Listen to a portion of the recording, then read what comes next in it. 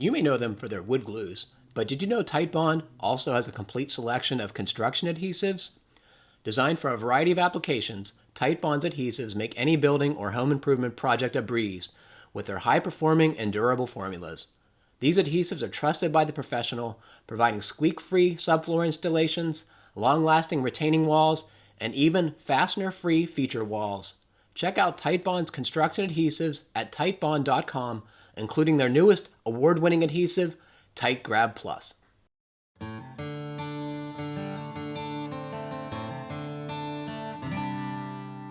Yeah, probably would. But then you lose a little space on the inside, and you create a little taller ledge on the inside too. From what are you laughing at, Mike?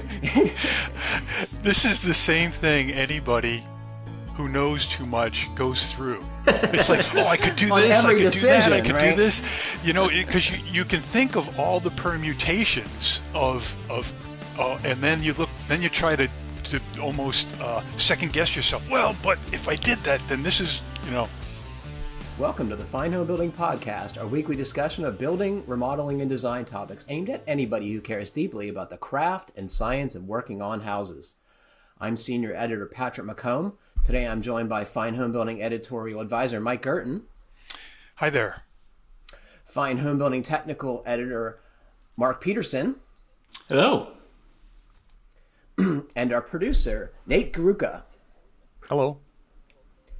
Please email your questions to FHBpodcast@taunton.com. You can find previous podcasts and check out the show notes at finehomebuilding.com/podcast. Well, thanks so much for being here, guys. It's good to see you. Good to be back, always. Yeah, good to see everybody. So, Mark, it's been a long time since you've been on the show, which I can't wait to talk to you about your house. And you mentioned that you're starting work on a outbuilding. Can you tell us about both, please? Yes. So when I built the house, I did the foundation for the shop as well. But since I picked the worst time to build a house in the history of mankind, I ran out of money to build the shop. So I've got a piece of property right across the street that came in handy that had a little pole barn on it.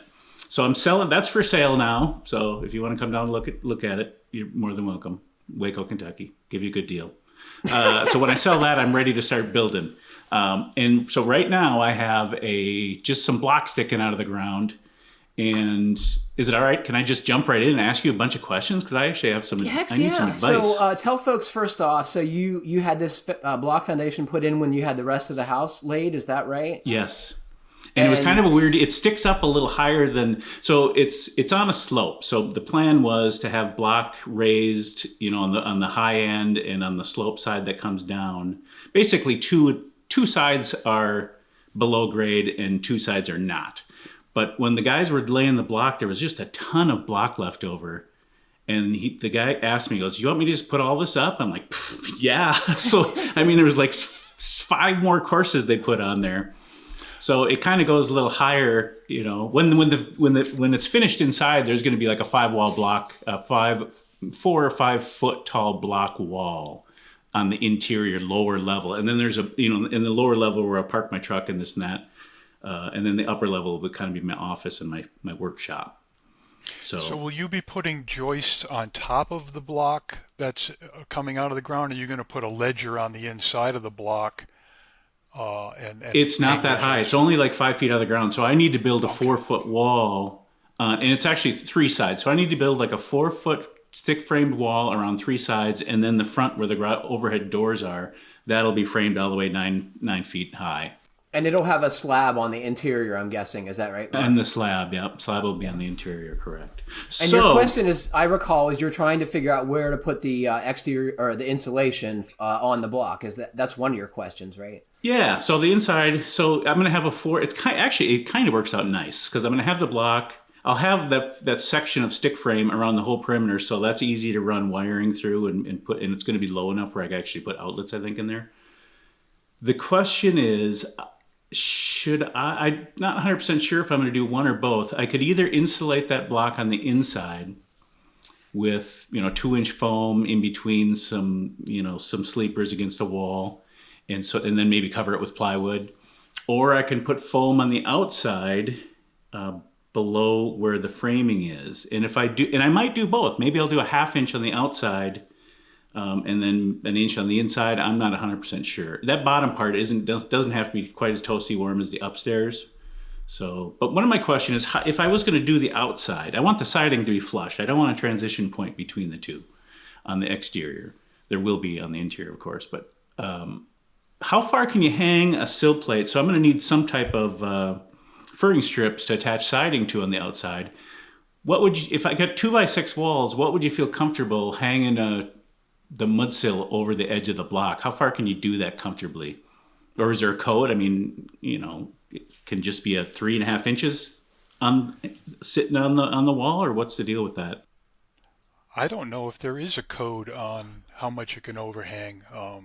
When we used to build 2x4 walls, depending on how wonky the foundation was, sometimes we'd overhang that mud sill by, 1.5 inches to try to square the whole first floor deck up. But that was because we were putting a first floor deck on, and the mud sill could overhang. If you put a 2x10 mud sill, you could overhang it quite a bit. Since you're framing essentially a knee wall on top, you do want to be concerned about bearing. But if you're going with 2x6, I would think, since a 2x4 wall would be code anyway, you could easily overhang 2 inches if you wanted to capture that. You know what? That was a dumb question. I just thought of it now. I'm going to have floor.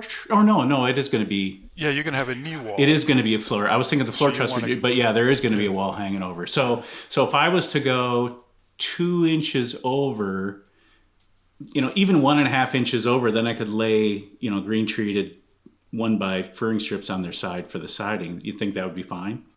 Yeah. Yeah, I would think I so. first want to talk you out of insulating both the interior and exterior. It's like they're complicating on both sides. Why do it twice? Right. And I think that exterior makes more sense if you can protect it, right? The challenge with putting exterior foam at grade is, hitting with the weed whacker or your golf club or, whatever. Or, what I did so I did something similar on this is where the trusses were, and then the trusses just overhung. So what I did on that is I hung it over 1 inch or 1.5 inches, the floor trusses, and because there was siding, there's siding below that. And then I put foam, but then on the very bottom of the foam, I put strips of steel wool that was made to keep out insects. So, because down here, the other thing you got to consider is termites. The termites love that foam. They love burrowing through that stuff. So, but given it would have to that go seems like a good reason to put it on the inside to right. me, So just really, I would only need to overhang it the amount that however thick a furring strips I'm going to put on. Yeah, I probably would. But then you lose a little space on the inside, and you create a little taller ledge on the inside too. What are you laughing at, Mike? This is the same thing anybody who knows too much goes through. It's like, I could do this, I could do that, I could do this. Because you can think of all the permutations of and then you try to almost second guess yourself. Well, but if I did that, then this is, And then you always end up with builder's remorse at the end. Yeah. It's like, I knew I should have done it. Yeah, you don't want to do that. And that is funny about building. I mean, I'm assuming if you're building a rocket, there's probably one way to do it, and you can't really vary too much. But when you're building a house, there really is a lot of options. Yeah. One of the things that really surprised me in doing this work was how engineers have different opinions on things. You'd think that as someone who's trained in a scientific discipline would have the same answer for any given question, but I don't think that's true. Buildings are way more variable than the engineering parameters for space travel, as you point out, I'm sure. So that's what I got going on. Hopefully I'll be starting that. It'll be another month or so. I still got, even when I do sell it, I still have some flat work to do in that. And where do you guys stand on, I don't think I need by code, I don't need a sloped floor. I hate sloped floors. Why? So I'm going to do I like having stuff, if I'm doing something there that requires something to be level on a tabletop or something, the slope just drives me crazy. What do you think about that? So I would want a floor drain. Have you thought about that? I hate floor drains too. Well, it's for the kind of the same reason. Just likes puddles. But you know what? That was never. So I had a floor drain at my last shop, and it was in the center. I had 2 parking bays, and it was in the center of the bay. And it was kind of nice once a year when I would spray out the whole thing and, squeegee the floors and clean it up. That was great. But in the meantime, I never really got that much slush, and, it really didn't do that much good. But what irritated me when I had a rolling cart or a sleeper for under the vehicles, it's just that slope part just drove me nuts. I hated it. It wasn't worth Inevitably, the few times the caster gets stuck in the drain too, right? It's like I'll get a nicer squeegee and no floor drain. Mm-hmm. That's my solution. Well, I think that's awesome. I'm jealous of your shop build. It must be a delight to build whatever you want in that regard. Am I right? It is. You know what? My last shop was pretty much what I want. So I've been missing it for the last 2.5 years, and I was spoiled that way. I had a really nice shop and a really nice outbuilding, so I've been missing that. But my last house was terrible. So it's nice to actually have a house that's pretty close to what you want. Mike, have you ever had your dream shop in any of your homes? No, and I don't. Well, actually, I shouldn't say that. I used to live in a barn a long time ago. It was a small apartment in an old cow barn. And so I had the whole barn, like 90% of it. I was just living in the tack room, essentially. It was converted to an apartment. So I had the first floor, it had a lower level where I just stored junk, the main level where I had tools, and then the upper level where I had, ultimate for storage, where would have been the hay loft. So, yeah. The ultimate barn dominium. The original barn dominium. Yeah, you bet. But I've always lived in places where land isn't quite as expensive as where you guys are. I can tell you, having this space, it might be a stretch to call it a workshop. It's more of an office now, but I've never had anything like it, and I think it improves my life, certainly my psychological outlook. I always hear people say that, when you get older, you don't need all this stuff and you want to get rid of it. And I'm not convinced I'm ever going to reach that point. I think that's great, especially folks who have hobbies to keep them, interested in craft. Why would you give that up, right? And then I just talked to a friend who's the same boat. He's just got tons of tools. And I said, and he's thinking about moving to Arizona, actually. It was a friend I visited in Arizona that Mike and I were talking about. And I said, are you worried about getting your kids? What if something happens to you and your kids have to get rid of all that stuff for you? He goes, that's their problem. Exactly. That's a great attitude. I got to adopt that. Mike, where are you at in your current projects? I've been working on the backyard, putting down some riprap, and now I'm setting pavers, screeding out some base. So I got the base for the patio all done and setting those down. But one thing I wanted to bring up, both to you guys and to the general audience, is, has anybody noticed a big jump over the last couple of years in their homeowners insurance costs? My renewal was this month in March, and it went up from 3 years ago to 2 years ago. It went up maybe like 25%, and then again the following period. But this time it went up by 100%. Holy no! So I haven't seen that. That's a lot.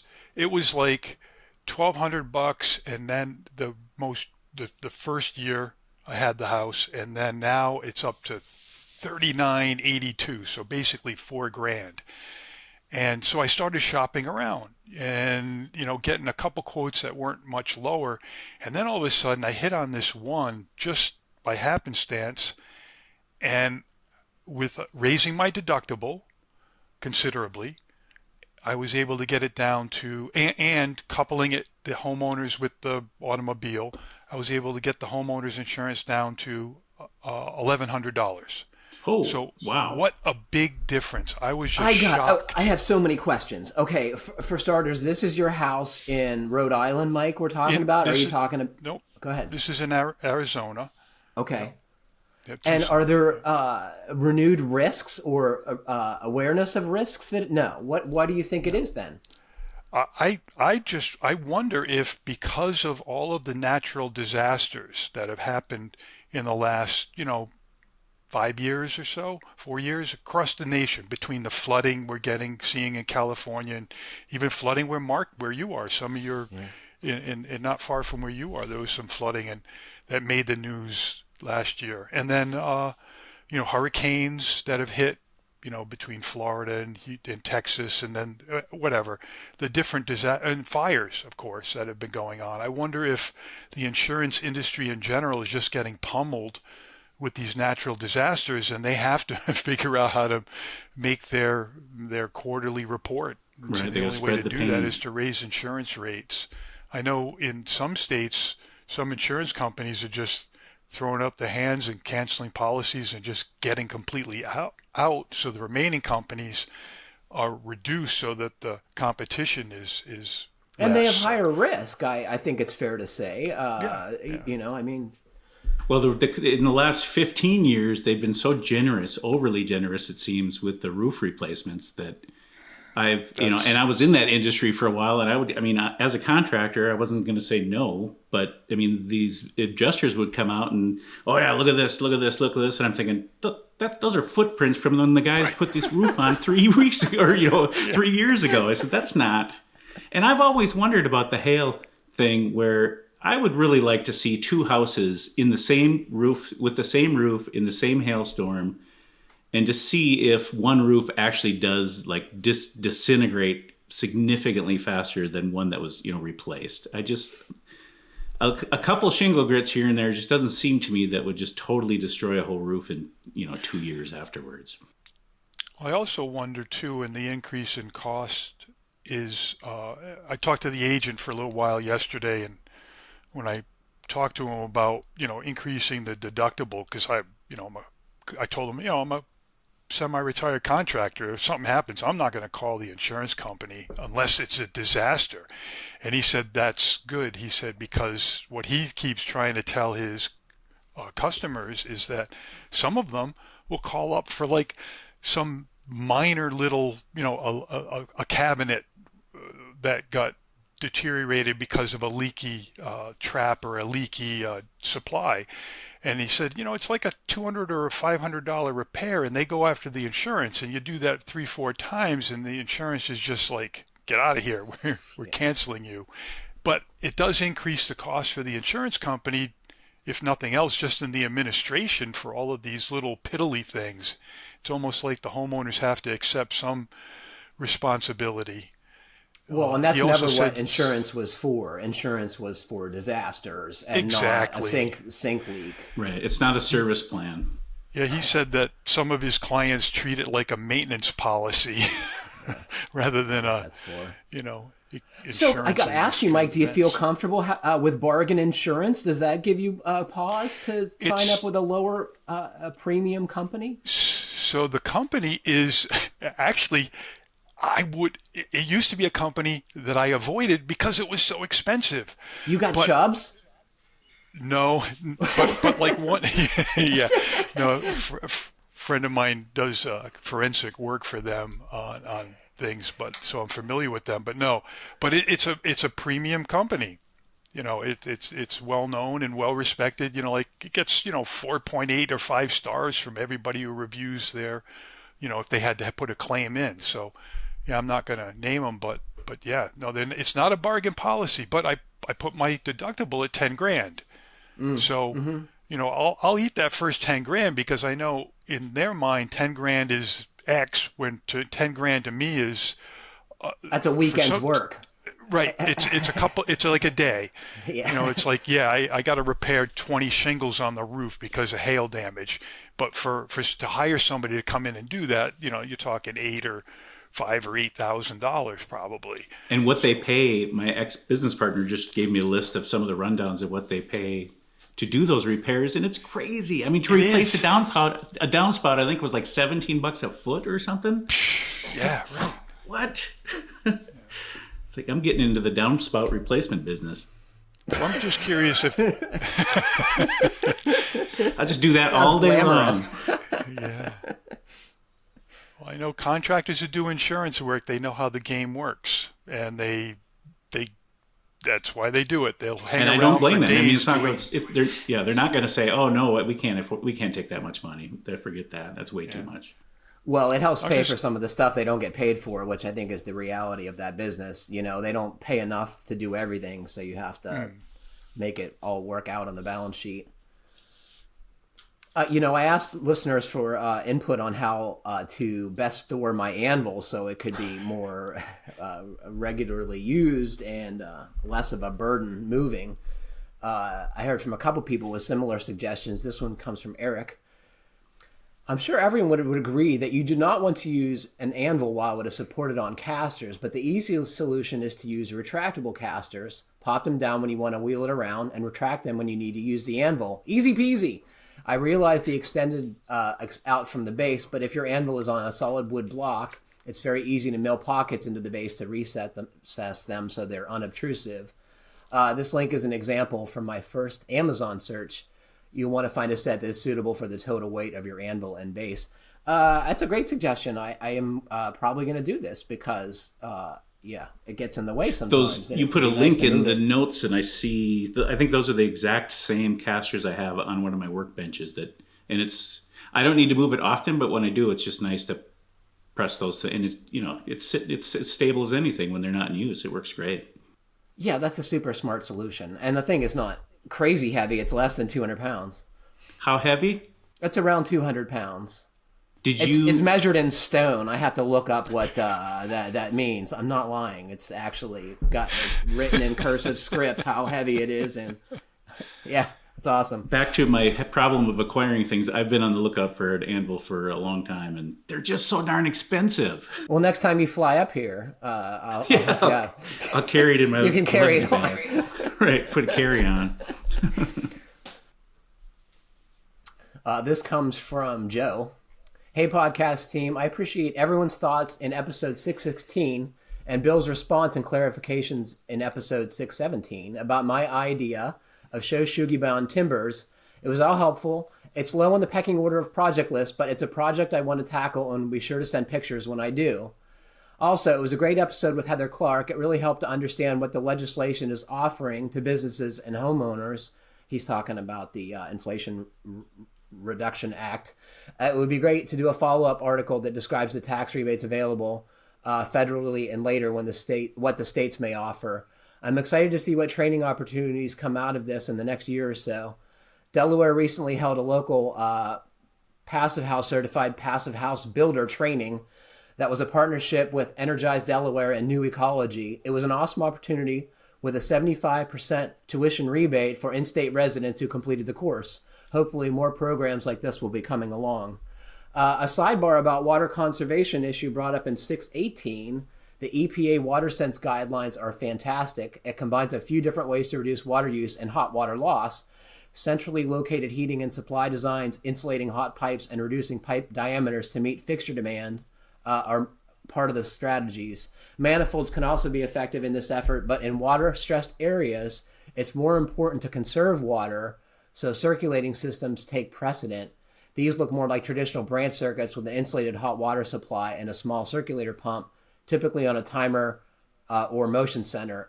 It's better to have a small ding on energy performance than waste water. Read some, read all, read none, but as always, thanks for the podcast. Best, Joe. Well, Joe, thanks for that. What do you guys think about what Joe had to say? Water, the insulating the hot pipes, that's a mistake I made when I built this house. And I knew it was going to be not a problem, but it was a design consideration. It was not a sacrifice, but a kind of a compromise I made where the water, the furthest distance from the water heater is, after you run it this way, that way, and up and down, it's like 100 feet from the master bath. And I had to crank up my hot water heater to 130 or 135 degrees, which is not a great scenario, just to make sure that it's not coming out lukewarm on the other side. So it never occurred to me because I've never had this problem with any of the builds that I've done, because usually you kind of plan to have your plumbing and kind of stack them if you can. So I would have definitely heated that. Right? I would have your heated house that. Is big. It's long. It's kind of narrow and long, and it runs to one side of all the pipes run to one side and then down and then over because it's PEX, so you kind of keep it on a line. And yeah, so it's something had I do it again, I would definitely insulate those hot water pipes. And they're copper pipes? No, they're PEX. PEX, yeah. PEX A, yep. The other water conservation that more people should do is I just finished a stand. I had some leftover pieces from a deck build, and for basically free, I made this little stand for a water barrel to water the outside plants from and they have these neat little brackets you just hook right into the gutters and they fill up the barrel to a certain level and then it stops. So I mean, I think if more people just use the water that's going right into the ground, you could save a lot of water that way. Mark might not know, but you put a big cistern in your Arizona property, right? Am I right about that?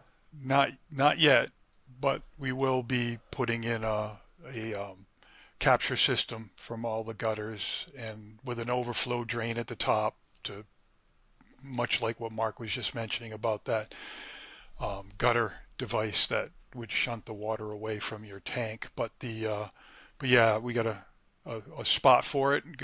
It'll be elevated so that it'll be natural.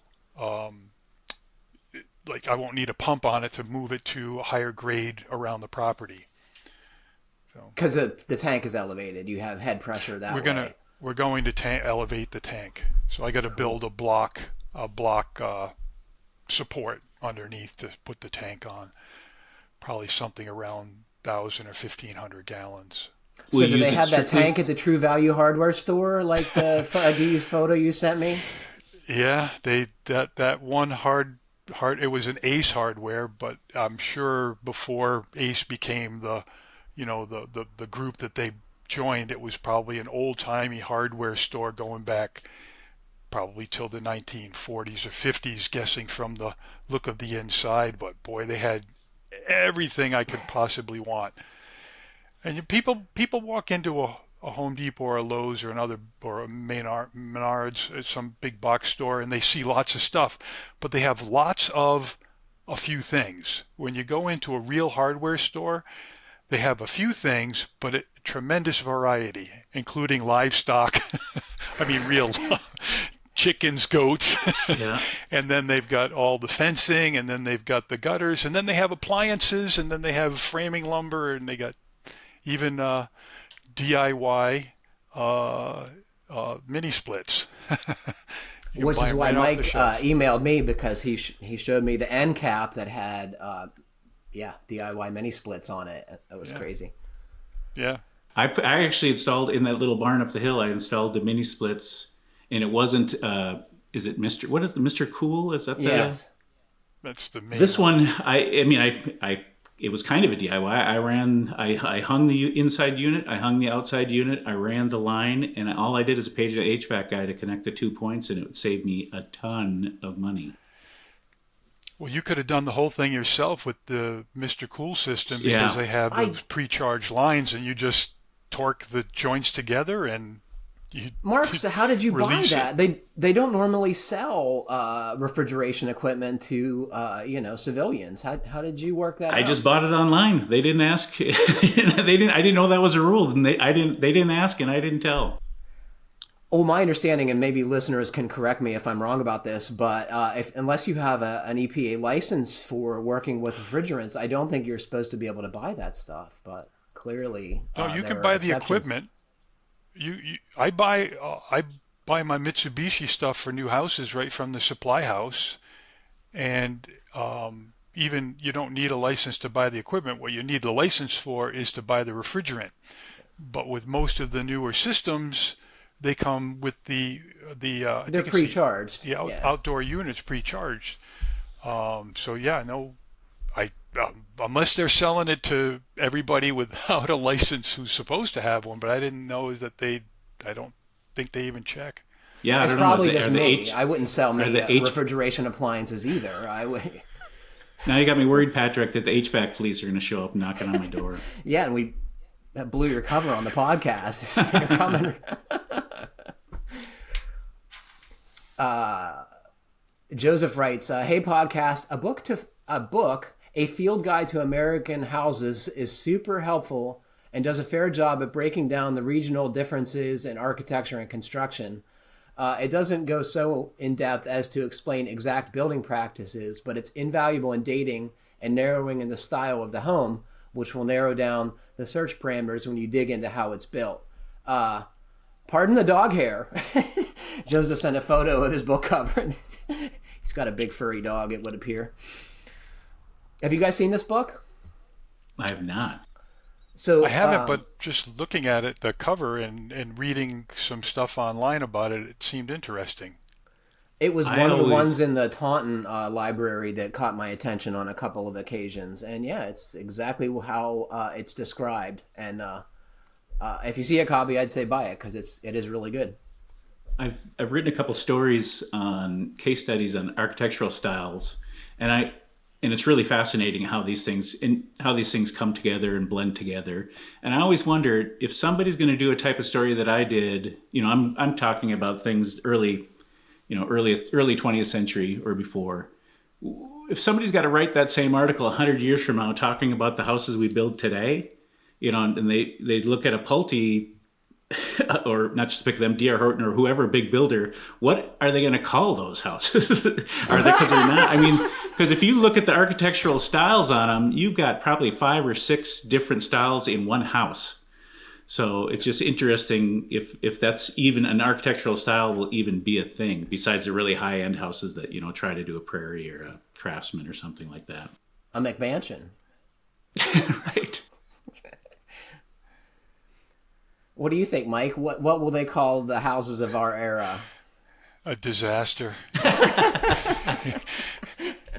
The building science disaster, architectural disaster, structural disaster.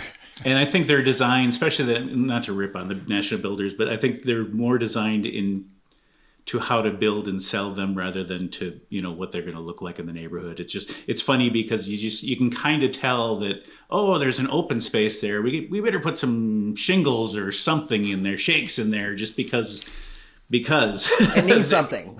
It needs something there, so let's just throw these things right next to the vertical siding alongside. And there's nothing wrong with mixing and matching, but it's funny that if it's done with purpose, I guess, and a lot of times it doesn't seem that's the case.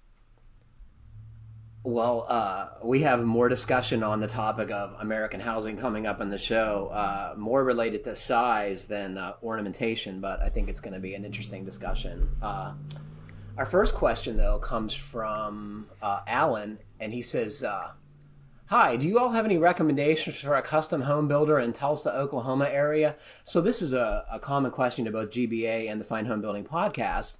And do you guys have suggestions on how to find a builder who may be, if not experienced, willing to take on a project that's pretty good or high performance or however you want to describe it? Mike, do you want to go first? Sure. Just tap into any. Often, either a state or a utility will have programs for energy efficiency. I don't know about Oklahoma or if there are either independent groups or otherwise, but tap into their network. Find out who the contractors are that work for that network, and sometimes you find a good insulator who's does really good work, and find out what builders use that trade contractor or vice or other ways to tap into that. I know in New England, southern New England anyway, I know any number of groups that are dedicated to energy performance of homes, both on the new construction and the retrofit side. And I would just ask them. Now, often they won't say, well, we can't give recommendations. And then follow up to that is, which are the builders who are using your services? Oh, okay. And they give me a list of those, and then interview them, because they would be, like-minded as far as performance and building science goes. Go ahead, Mark. again, they're not supposed to, but your local building officials knows who do a good job and who doesn't. And if you catch them in their office and they're standing right in front of their other employees, they're not going to tell you. But if you can catch them on a job site or somewhere off to the side, they'll probably let you know, because it's in their best interest and their community's best interest to have the best builders build more houses in their community. In a similar vein, I would say go to your local pro-oriented lumberyard and ask them who the good builders are. And that at least tells you who's in the running and maybe interested in, getting outside their comfort zone with regard to a high performance or pretty good build. Yeah, I would ask down here, like for a tile guy, I just called the nearest tile shop and said, who's the best, crews that will come out here? And I just called the suppliers, like the lumber yards, who's the best framers that you know of that you deal with. Go ahead, Mike. You do have to be a little bit. You still have to do your homework, because with your example, Patrick, of going to the local lumber yard back in the mid '80s, or late '80s, if you'd gone to the local lumber yard around me and asked them, I know which two builders they would have told you, and those were the two higher volume custom builders. They would not have recommended me and Rick Arnold, who at the time were the only guys that were building the high performance homes in our immediate area. Unless you ask the right questions and talk to our outside salesperson, our inside salesperson. So, it really does depend. When you get these references, you'd still have to check and interview people. Someone who listens to the show suggested in a previous question like this to go to your local BS and beer if there is one and see who's going, and I think that's a fantastic suggestion. That is, because if just by the definition, that they're there, that they probably care more than a lot of the others. And I wonder if the building science symposiums that Travis Brungart and Joe Cook are marshaling together, popping around the country, find out if there are any going. There may not be one going to the Tulsa area, but people will fly in who learn about those will fly in many miles. Like they'll take a flight to get to, say, one in the Midwest. So you might even tap into their network and see which builders might be coming from the Tulsa area to go to those the building science symposiums. I'll ask our listeners too, on your behalf, Alan, if y'all know anyone in the Tulsa area who you think could do a good job for Alan's high performance build, please send them into the podcast and I'll forward them along to Alan. This comes from Chris, who writes, "Hey Patrick and crew, greetings from the underrepresented climate of Houston, Texas. Climate zone 2A, hot and humid. I have a dilemma regarding the insulation strategy for my 1950s ranch-style home. For some background, in 2019 during a remodel, all of the old, dirty, and grimy insulation was removed and replaced with an uneven layer of R30, likely R23 or less in some areas, of blown-in fiberglass. I am unhappy with the overall performance of the current insulation, and the two choices I see, barring any additional options from y'all, are to blow in more fiberglass or convert to a cold roof with a conditioned attic. My current roof assembly are 2x8 rafters on 20-inch centers with half-inch plywood covered with a self-adhered underlayment, supporting a 1.5-inch snap lock concealed fastener 24-gauge metal roofing panel. Question, will I have enough rafter bay to achieve a reasonable R value? My proposed cold roof assembly would be 1-inch vent channels between the plywood and insulation layer, half-inch foam pressed into the rafter bays, with the remaining rafter cavity sprayed with several lifts of closed-cell foam. There will be a continuous vent channel from the soffits to the ridge vent. Question, is there a benefit to using thicker recycled foam instead of half-inch rigid foam? I believe the thinner foam would be much easier to work with, but would result in more spray foam. Is this vent cavity even necessary? Question, is there a benefit to spraying additional foam on the exposed rafter edges? The existing insulation on the ceiling deck will be removed and recycled for another project. Okay, so all of the HVAC, this is important, run through this space and at the ductwork. The furnace is a high efficiency 96% direct vented unit with concentric vetting. There's a tankless water heater in the future, which will also be condensing high-efficiency direct vent. The benefit of the conditioned attic for my appliances and ducting is one of the main drivers of this arduous and ambitious project. Question, is the benefit of a conditioned attic oversold? Okay, so I think that's where we got to start. Despite all of this conversation, is this even worth insulating this at the roof level because the ventilation and air conditioning equipment is up there? Mike, you seem to think it is. The only way you're going to know is to do some energy modeling for sure. But yeah, generally in hot, humid climates, nowadays the building science is pointing towards, especially if you have ductwork or any equipment up in an attic, to do what Chris refers to as a cold roof, what I refer to as a hot roof. Basically, it's putting the insulation at the rafter, at the plane of the roof, and then that way you've conditioned or semi-conditioned the equipment so it's not losing any energy, either heating or cooling, to the atmosphere in the ventilated attic space. What about the insulation? Do you agree with that, Mark? For starters, do you think yeah, it makes... I do, and it is. I mean, but I think it depends on a lot of things: how tight the rest of your house is, the type of equipment, how big it is. I mean, I think some people might think that they're just not ever going to get a utility bill ever again if they do something like this, and that's just not going to be the case. So right. I think managing expectations is your first you got to get that under control. Because I mean, if you're going to save, let's say $50 a month, so what is that? So in 10 years, you're going to save $6,000. I mean, so you need to put things in perspective. And you're going to spend 20 to do this, right? Right. More, and yeah. I mean, you save a little bit of money because your equipment's not going to work that hard, and you're not using up natural resources for just blowing out the door. So there's other considerations, but a project like this, I think some people just they had their expectations are a little too high. And it all depends, too, on what the cost of that work would be, what the cost of spray foaming would be. In my area, some builders are telling me they're paying about the same for spray foam as they do for fiberglass bats in exterior walls, that the costs have come down considerably.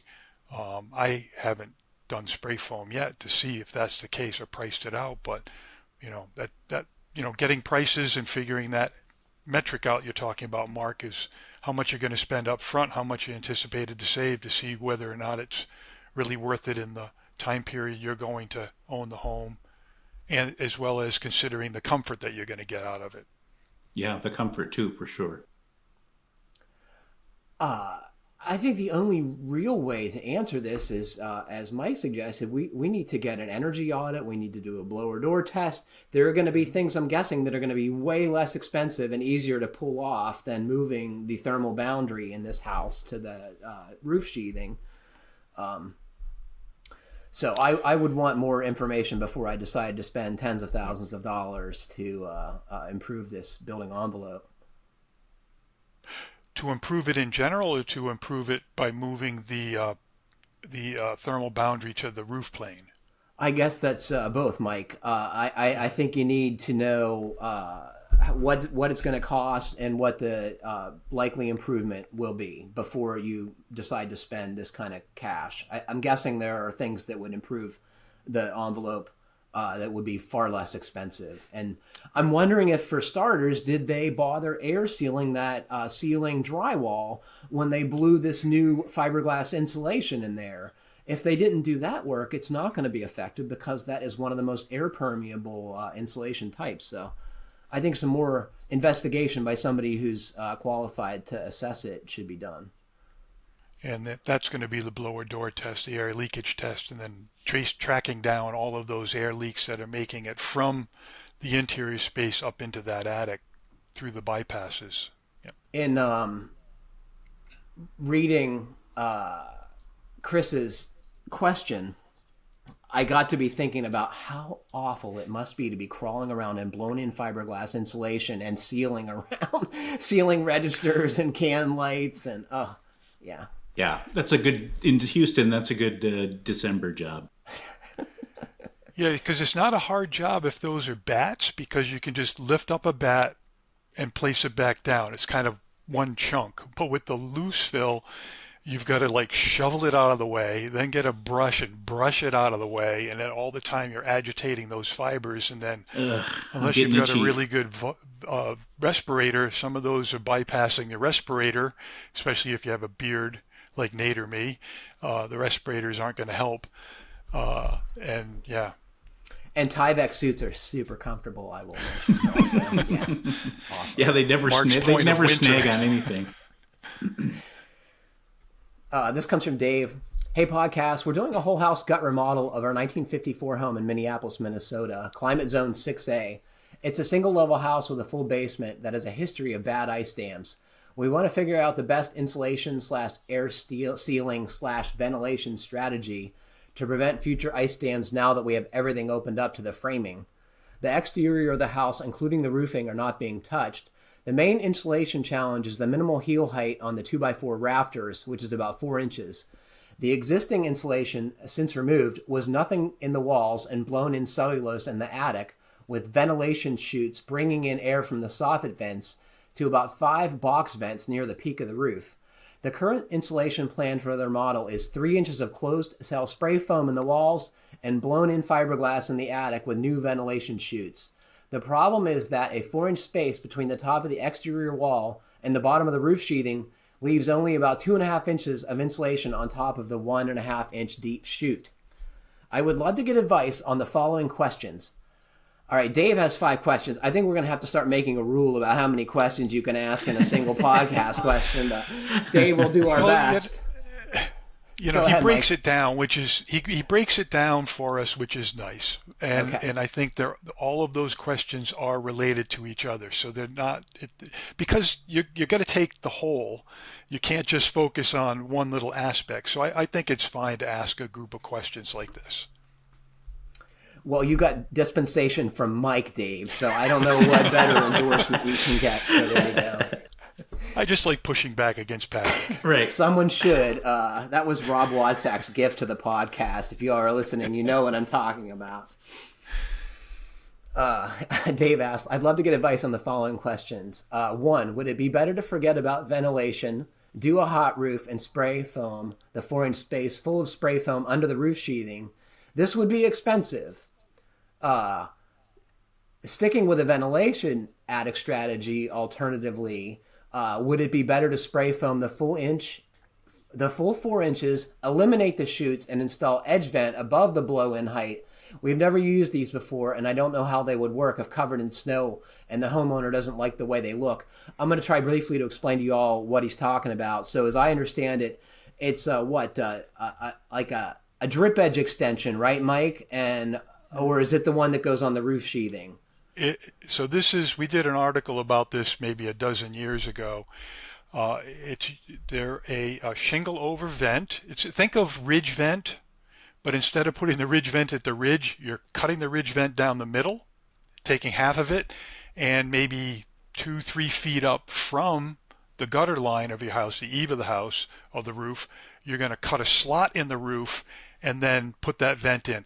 I would just avoid that. Just X that right off. That's just not good. Are going to be a good thing in that climate. We'll have to have further conversation about that at some point, I'm sure. He asked, would it be worth the expense to do 1 to 2 inches of spray foam over the ceiling from above, seal the lid, and then blow insulation in on top of that? In this case, the insulators would not install the usual poly on the ceiling from below. Would it be a good idea? Okay, should we answer that first, Mike? We can. Go ahead. Would it be worth putting the spray foam and then making that the plane? That's a lot. So what you're trying to do with that 1 inch or 2 inches of spray foam over the whole ceiling is seal all of the leaks. It might be more cost effective if you don't mind doing the work yourself, is just going around and tracking down those air leaks one by one, which you can pretty much do. We've done a bunch of articles in the magazine. We've discussed it in the podcast numerous times. You look for the big holes first and then work your way down to smaller holes, and just having some sort of a fan device that's going to have a pressure differential between the inside of the house and the attic's going to illuminate those leaks by just you either feeling around or using a little bit of smoke. I think this option also, I think, in his mind is addressing the low heel height and that area of along the outside of the wall framing that just doesn't have a lot of room there. So if you're getting an R7 per inch out of, even just doing it there wouldn't be a terrible idea. Good point. And that was going to be one of my suggestions later, is that since you're going to spray foam the walls, is to spray foam, put your vent chutes in, and then spray foam the remaining part down to the top plate, and that'll get you a good, best insulation you could do for those eave edges where they're projecting out over to the soffit. So are we going to vent that assembly, or are we going to put that foam all the way up to the roof sheathing? So this is jumping. So what I would say is do that. If you're going to spray foam the walls, just have them shoot some foam around that perimeter, but put vent chutes in first, and then shoot between the bottom of that vent chute and the top plate, and then put in conventional insulation as deep as you want after you do air sealing of the ceiling. This house is in my backyard, the Minneapolis area, and I've worked on dozens of Did you houses move? just like that. Yes, I did. So one thing I would make sure is when we would work on residing one of these houses, they never ever in the original soffits ever had enough square inches of vents. So we would always end up cutting bigger holes. And every single time we did that, you would find that a whole soffit cavity was filled with insulation, and there might as well not been any vents because they were all plugged up. So when you get rid of that insulation in your attic, make sure you sweep out those soffit areas, because there's no wind wash. There was never any wind washing up there, above the walls before. So all that wind would blow up in those soffits and would blow, and hopefully it'll take care of that this time if you do blow. And then figure out what in those. They would get so dusty and filled, even if you get rid of the insulation, those vents would be just worthless. So you need to replace them. But there's charts that you can find online that explain, it's pretty relatively simple, how much venting you need for a given house in the pitch, and how many vents up top versus below. So the ice dam thing is if you get the proper ventilation up there, it's gonna go a long way to reduce it. I mean, sealing the bottom to the attic is the main thing, but yeah, just make sure you don't go through all this trouble and then you have no vents that aren't working at all, no vents at all. Well, that kind of gets to number 4 on his question list, which was, would it be a good idea to install whirlybird vents to help suck the air out of the attic? And I think we've mentioned whirlybird vents, which are those old circular, look like a ball on top of a little round duct, and you just see the louvers spinning on flat roof commercial buildings very frequently in the old days. They've been shown that they don't do a whole heck of a lot except spin around and look pretty. And squeak. So if sleep is not important to you, then yeah, sure, put one of those up. Going Mark's route of increasing your intake vent is going to go much further than those whirlybird vents ever would. So I'm going to weigh in on the sign of roof venting here, and my opinions on it or research. So if you have a low slope roof, roof venting is proven to be not very effective. If you have a steeper roof, it works pretty good. If you have a hip roof arrangement or anything but a real conventional gable with reasonable pitch, they often don't work as the arrows would indicate in fine home building drawings. So you might want to rethink that. And go with a hot roof and keep all that stuff with regard to heating and cooling equipment and ductwork in the conditioned space. But these are complicated things to figure out, and often the best way to do that is, once again, as we suggested, with an energy audit and a blower door test, and truly think about how this is all going to work in the end. Vented roof. Yeah, vented roofs are real forgiving, but oftentimes they don't work because the roof geometry is contradicts the theory.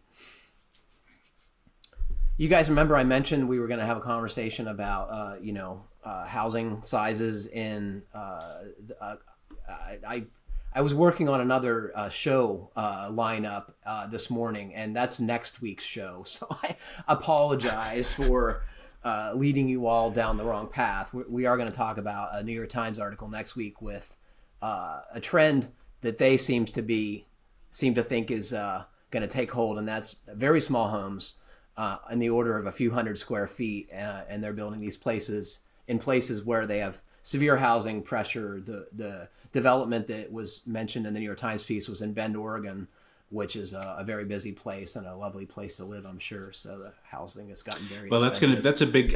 I was on a planning commission in my hometown, and we'd have these big builders come in with these big developments, and the lots kept getting smaller, but the houses were still ginormous. And I asked, every time I get the opportunity, I said, why? I thought, because we were talking about tiny homes 15, 20 years ago about how the houses are going to get smaller and smaller. And I would ask the builders whenever I got a chance, do you see a trend of these things going smaller? He goes, yeah, the yards, the millennials hated doing yard work, but they still want a 3,000 square foot house. So it'll be interesting to see if that, the reality of it. But as far as a solution to low-income housing, I mean, what other solution besides downsizing is there? Well, so my first response is these homes are still expensive. For 500 square feet, it was $150,000. I mean, that's a bargain in today's real estate market, but I can tell you that puts a lot of people off the books who can afford a home. We have one other thing I wanted to share with you all, and this comes from Christopher, who wrote in about EV vehicles, which is a regular topic of conversation on the podcast. Christopher writes, enjoy listening to y'all. I think I have Brian beat on the age of work vehicle. I would love to convert this to electric someday. Keep up the good work. Best, Christopher. Did you see Christopher's work rig, guys? What do you think? Who wants to describe it? It's like an old 50s milk van. It's... Yeah, for those familiar with it, it's a late 60s, early 70s Chevy Step Van 20. And they're like the perfect vehicle for work. They're the perfect vehicle for a food truck. They're the perfect vehicle for deliveries. And they stopped making them in like 99. But yeah. You didn't mention it's also the perfect vehicle for freezing or sweating during every season. It's like a big aluminum box. But Christopher's skill and organizational chops are to be admired because it's clear that he put some thought and effort into keeping this truck useful. I think that was a frame-off restoration. If I for some reason I've seen photos of that. I don't know if it's Instagram or what, but it's that was a deep dive there. What a beautiful truck. And it is gorgeous. It looks well maintained inside and out. Well, if you all have pictures of your work vehicles or anything else you're working on, I hope you'll send them into the podcast. And if you have any feedback on the show or questions, I hope you'll send those too. Unfortunately, that's all the time we have for today. Mark, you want to send any greetings out to our audience? Thanks for having me back. This was fun. It went fast. It does. Which is a good sign. That means a sign that I enjoyed myself. Awesome. Mike, did you find it went fast too? It always goes fast. Yeah, it's fun. Yeah. Nate, thanks for being here. We haven't talked to you much on the podcast, and I should tell listeners that we did tell Nate about his responsibility in getting a blower door test to fulfill the role of producer for the Fine Homebuilding podcast. So, inevitably, we're going to go there to his house and see how his house performs. So. You don't want to know, Nate. I welcome you with open doors. It's going to be fun. Hey, y'all. Thanks very much for listening. Keep craft alive and send in your comments, questions, and suggestions. And if you listen to the show, please review it however you're listening and helps other folks find it. Stay safe. Keep craft alive. Thanks a lot for listening.